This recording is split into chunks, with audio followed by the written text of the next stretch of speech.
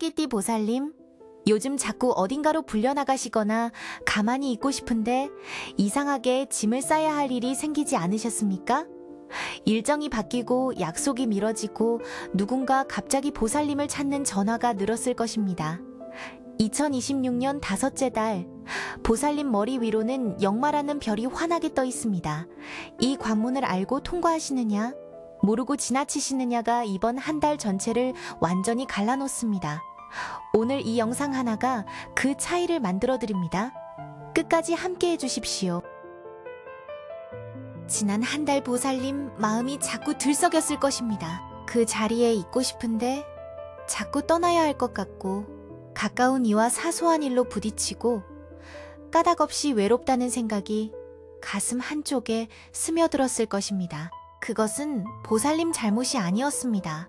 이번 달 보살님 자리에 역마와 고진이라는 두 별이 동시에 내려앉아 몸은 움직이라 하고 마음은 외롭다 하니 사람이 가만히 있어도 흔들리는 것이 당연한 이치입니다.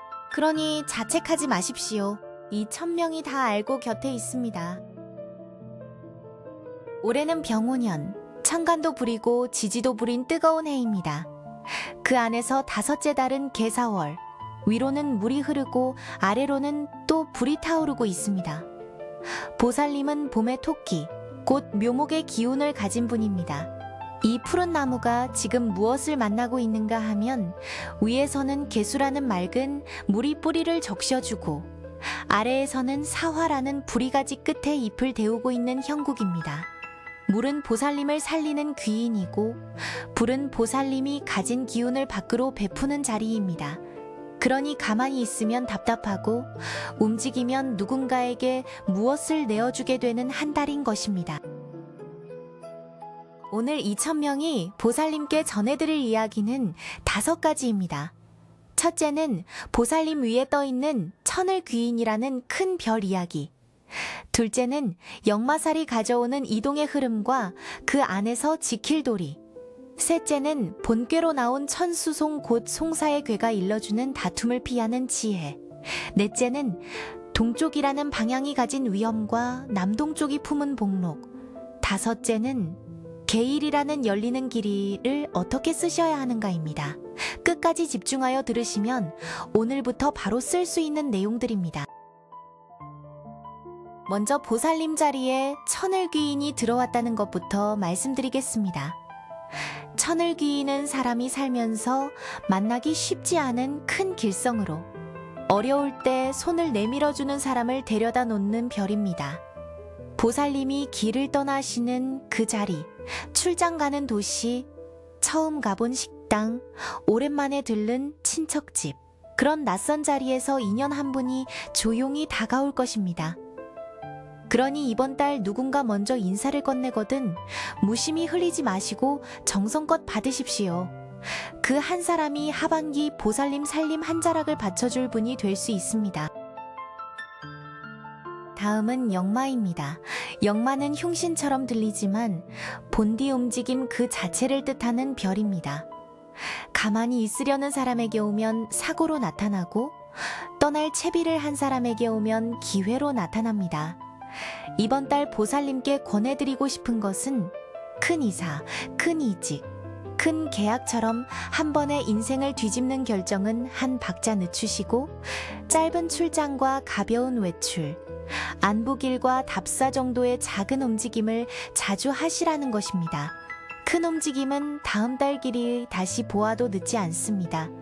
작게 움직이시면 역마는 보살님 발밑에서 길을 닦아줍니다. 본궤로 나온 송괴는 다툼의 괴입니다. 이 괴가 보살님께 일러주는 가장 중요한 가르침은 옳고 그름을 가리려 들면 들수록 보살님이 손해라는 것입니다. 이번 달에는 누가 사소한 말로 보살님 마음을 긁고 지나갈 일이 한두 번 있을 것입니다.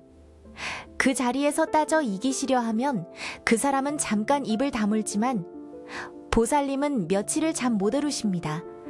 변효가 움직여 산수몽이라는 괴로 변하는데 이는 어린아이가 배우는 자리, 곧 한 수 접고 배우는 자세로 가라는 뜻입니다. 지는 듯 보여도 결국 보살님이 이기는 흐름입니다. 방향에 대해서도 꼭 말씀드려야 합니다.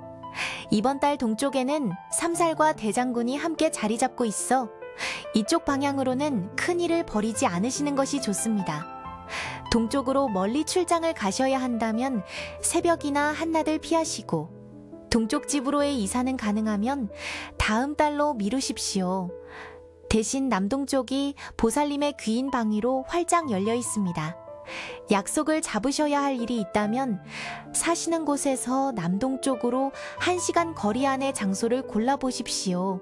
같은 사람을 만나도 이야기가 부드럽게 풀립니다. 건재시 미신으로는 게일이 받쳐주고 있습니다. 게일은 문이 열리는 날이라는 뜻으로 새 출발과 첫 인사, 첫 방문에 두루 좋은 길일입니다. 그러니 이번 달 안에 작게라도 무엇을 시작해 보십시오. 미루어 두었던 병원 진료, 묵혀두었던 모임 복귀, 인사를 못 드린 어르신께 드리는 안부 전화, 이런 작은 첫걸음이 다음 달 큰 흐름의 씨앗이 됩니다. 큰 결단은 미루시되 작은 시작은 미루지 마십시오. 그것이 이번 달 흐름을 가장 잘 타시는 길입니다. 이제 이번 달 보살님 곁에서 조심하셔야 할 사람의 모습을 일러드리겠습니다. 첫째는 길에서 만나 자기 사정을 길게 늘어놓으며 보살님 마음을 무겁게 만드는 사람입니다. 이런 분과 1시간 마주 앉으시면 보살님의 한 달 기운이 다 빠져나갑니다.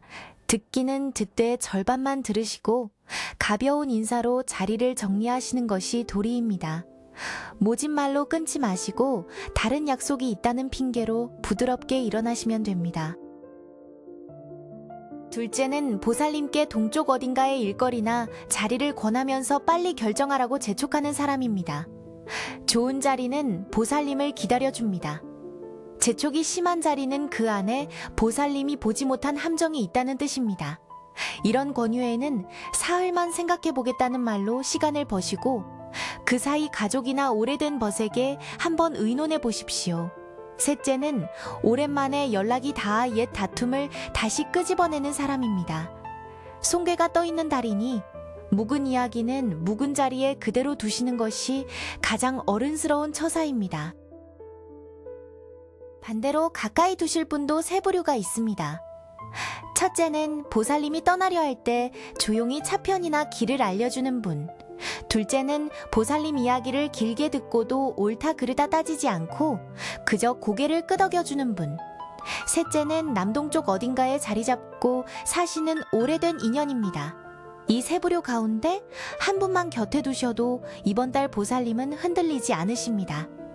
천을귀인은 멀리 있는 사람이 아니라 평소 보살님이 별 인사 없이 지나치던 가까운 자리에서 모습을 드러내는 일이 더 많습니다. 오늘 당장 보살님께서 하실 수 있는 응급개운 처방 3가지를 일러드리겠습니다. 첫째, 청색 손수건이나 청색 천을 한 장 마련해 가방 안쪽에 넣고 다니십시오. 토끼띠 보살님의 본디색이 청색이라 길 떠나시는 자리마다 보살님 기운을 받쳐줍니다. 둘째, 외출 전 현관에서 잠깐 멈추시고 가장 가까운 사람의 안부를 한번 떠올리십시오. 고진이라는 외로움살이 그 한 생각으로 풀어집니다. 셋째, 누구와 다툴 일이 생기시면 그 자리에서 답하지 마시고 물 한 모금을 천천히 드신 뒤에 입을 떼십시오. 송괴의 다툼은 말 한 박자만 늦추어도 반은 사라집니다. 보살님, 그동안 참 많이 움직이셨습니다. 가족을 위해 가지 않아도 될 길을 가시고 사람들 사이에서 듣지 않아도 될 말을 들으시고 정작 보살님 자신은 어디 한번 마음 놓고 쉬어보지 못하셨습니다. 그 수고로운 세월이 얼마나 아까우셨겠습니까? 이 1000명이 그 마음 다 압니다. 이번 달은 그 발걸음 위에 청색별 하나가 조용히 따라붙는 시기입니다. 큰 욕심 부리지 않으시고 한 박자만 늦추시면 이 달이 끝날 무렵 보살님 손에 작은 선물 같은 인연 한 자락이 쥐어 있을 것입니다. 오늘 이 1000명이 드리고 싶은 말씀을 한 줄로 정리하면 이러합니다. 동쪽으로 가지 마시고 남동쪽을 보시며 다툼은 한 수 접으시고 가벼운 걸음은 자주 떼십시오. 그러면 길 위에서 귀인이 보살님 손을 잡아드릴 것입니다. 이 영상이 보살님 한 달의 작은 등불이 되었다면 구독과 좋아요 꼭 눌러주십시오. 주변에 토끼띠 보살님들이 계시면 공유해 주십시오. 감사합니다.